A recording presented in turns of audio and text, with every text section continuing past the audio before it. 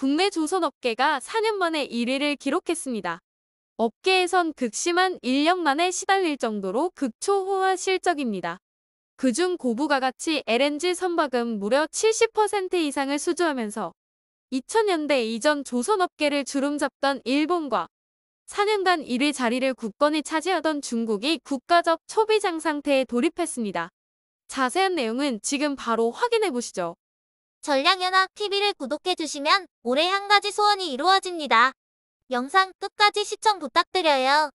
2022년 상반기 조선업계가 매우 뜨겁습니다. LNG 선박 수주량이 중국과 일본을 제치고 드디어 다시 세계 최고의 자리를 탈환한 것입니다. 이에 힘입어 우리 조선업계는 벌써 전 세계 발주량의 45.5%를 차지하며 2018년 이후 4년 만에 1위를 차지했습니다. 조선업계의 최강국이었던 대한민국, 그리고 그 자리가 끝난 줄만 알고 있던 중국과 일본은 이때를 절대 놓치려 하지 않을 겁니다.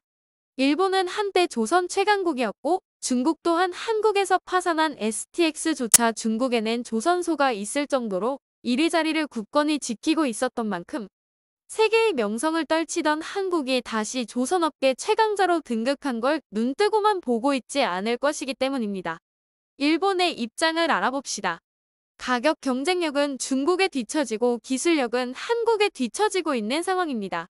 일본의 조선은 2013년 6월 미쓰비시 중공업에서 만든 대형 컨테이너선이 사이클론을 만나 인도양에서 두동강으로 쪼개져 침몰한 사건 이후 신뢰도가 바닥으로 쳤습니다. 물론 중국보다는 기술의 우위가 있지만 중국 저가 수주 공세의 최대 피해 국가가 되었습니다. 왜냐하면 저가 수주로 절대 받아낼 수 없는 고부가 선박은 대한민국이 전 세계 1위를 차지하고 있기 때문입니다. 일본은 세계 시장을 벗어나면 내수 시장 이외에는 발을 디딜 곳이 없는데요. 게다가 세계 최고의 자리를 계속해서 한국에게 줄곧 뺏기고 있는 점이 일본에게 절대 달갑지는 않을 것입니다. 일본은 최악의 버블 경제 이후 가전제품과 메모리, 반도체에 한국에 자리를 내주고 조선업종도 마찬가지입니다.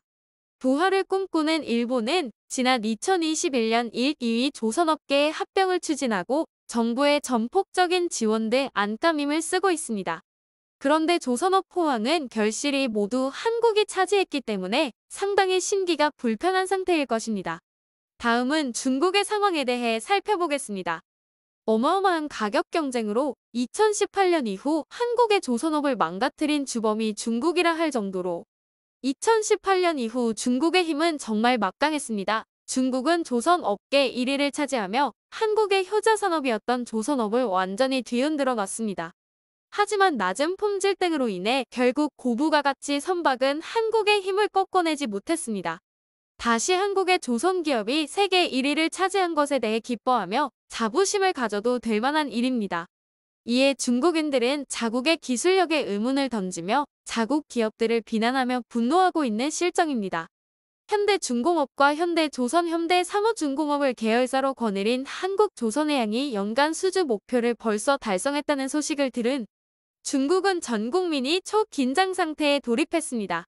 대한민국은 이로써 연간 수주 목표량이었던 174억 4천만 달러를 훨씬 웃도는 수치인 우리 돈으로 22조 7천억이라는 목표를 넘어버렸습니다. 하반기 수주량 또한 하반기가 시작된 지 8일 만에 넘어버리며 삼성중공업이 하루 동안 사상 최대 규모인 4조 원의 수주 계약을 따내면서 하반기에도 수주 행진을 예고했습니다. 올해 안으로 역대급 수주 기록도 가능할 것이라며 전문가들은 입을 모아 얘기에 기대감이 커지고 있는 실정입니다. 삼성중공업의 수주 기록은 10년 동안 절치부심 끝에 수주 호황을 맞은 조선업계 분위기를 대변해주는 사례로 자리 잡았습니다. 올해 LNG선 발주량이 역대 최대 수준이었던 지난해를 뛰어넘을 것이라는 전망도 확실시되는 분위기입니다. 국내 조선사들은 중국의 저가 사주 공세로 굳건했던 1위 자리를 내놓아 했지만 LNG선과 같은 고부가 가치 선박을 중심으로 중국을 크게 앞지르고 있는 상황입니다. 한국조선해양 또한 올해 수주한 140척의 배 가운데 고부가 가치 선박으로 분류되는 컨테이너선과 LNG선이 80%가 넘습니다. 기술 장벽이 낮고 큰돈이 되지 않는 벌크 선박은 중국에서 주로 수주하고 있습니다. 더 놀라운 사실은 올해 수주 목표량이 작년 대비 18% 이상이나 높습니다. 조선업종 최대 호황기를 맞았다는 2021년보다 더 높은 목표를 더 빠르게 달성했음에도 불구하고 수주한 선박의 수는 40척이나 적습니다. 한국조선해양이 확실하게 큰돈이 되는 알짜배기 선박을 수주했다는 것을 반증하는 데이터라고 볼 수 있는데요. 특히 카타르 LNG 운반선 건조 계약, 러시아의 우크라이나 침공에 따른 LNG 수요 증가 등에 따라 대형 LNG 운반선 발주가 크게 증가한 가운데 우리나라는 전 세계 발주량의 71%에 해당하는 63척을 수주했습니다.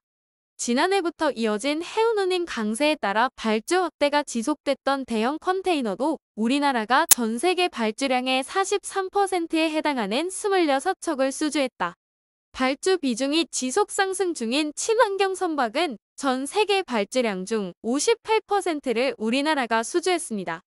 오랜 기간 팬데믹으로 잠들어 있던 해상 물동량의 증가, 유럽 에너지 대란으로 인한 실질적 수혜가 실제로 한국 조선업계의 반사이익으로 돌아오고 있습니다. 하지만 이런 호황에도 조선사의 부품을 납품하는 협력업체는 웃지 못하고 있습니다. 수주받은 물량이 너무 많은 나머지 심각한 인력난에 시달리고 있습니다. 2014년 이후 조선 인력이 60% 이상 감소했습니다. 최저임금은 계속 오르고 계속해서 우수 인력들이 빠져나가기 시작한 것입니다. 조선업에 대한 인식 개선도가 필요한 것으로 보이고 정규직 인력으로의 채용이라든가 직업의 안정성 부분에서도 개선이 많이 필요한 부분입니다. 중국과 일본 또한 전 세계 조선업 2위, 3위를 차지하고 있는 만큼 이번 기회를 절대 놓치려 하지 않을 것입니다. 그리고 한국의 1위 자리를 계속해서 넘볼 것이며 수단과 방법을 가리지 않을 것입니다. 대한민국은 다시 한번 하나가 되어 조선 강국으로서 힘을 보여줬으면 하는 바람입니다. 긴 영상 봐주시느라 대단히 수고 많으셨습니다. 구독과 알람 설정 눌러주시면 더 빠른 고 유익한 뉴스로 찾아뵙겠습니다. 감사합니다.